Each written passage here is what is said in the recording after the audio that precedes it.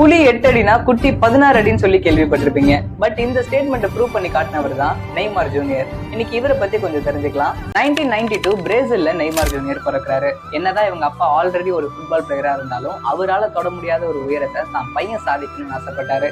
ஆரம்பத்துல வீட்டுல current bill கூட கட்ட முடியாத ஒரு வறுமை நிலையில தான் இவங்க குடும்பம் இருந்துச்சு. இவர் சின்ன வயசுலயே இவங்க அப்பாவோட ஒரு பெரிய ஆக்சிடென்ட் சந்திக்கிறாரு. அதுல இருந்து உயிர் பழிச்சு வெளியே வந்து குடும்பத்தோட பாட்டி வீட்டுல போய் தங்குறாங்க. அங்க இருந்து தான் இவருடைய ஃபுட்பால் கரியர் ஸ்டார்ட் ஆகுது. அப்பாவோட மென்டர்ஷிப்ல கடுமையா பயிற்சி எடுத்து 11 வயசுலயே சாண்டோஸ் கிளப்ல ஜாயின் பண்றாரு. இவரோட திறமையை பார்த்து அங்க இருந்து எல்லாரும் வியந்து போறாங்க. அதுக்கப்புறம் இவர் கலந்துகிட்ட ஒவ்வொரு மேட்சஸ்லயுமே வெற்றியை அள்ளி குவிச்சாருன்னு சொல்லலாம். என்னதான் இவருக்கு ரியல் மேட்ரிட் எஃப்சில கலந்துக்க வாய்ப்பு கிடைச்சாலும் அங்க ஆல்ரெடி ரொனால்டோ அண்ட் டேவிட் பெக்கம்னு 2 பெரிய பிளேயர்ஸ் இருந்தாங்க. அவங்களுடைய நிழல்ல நம்ம வளர்ந்துடக்கூடாதுன்னு அந்த ஆஃபரை ரிஜெக்ட் பண்ணிட்டு இவருக்குன்னு ஒரு தனி ஐடென்டிட்டியை கிரியேட் பண்ண ஆரம்பிச்சாரு.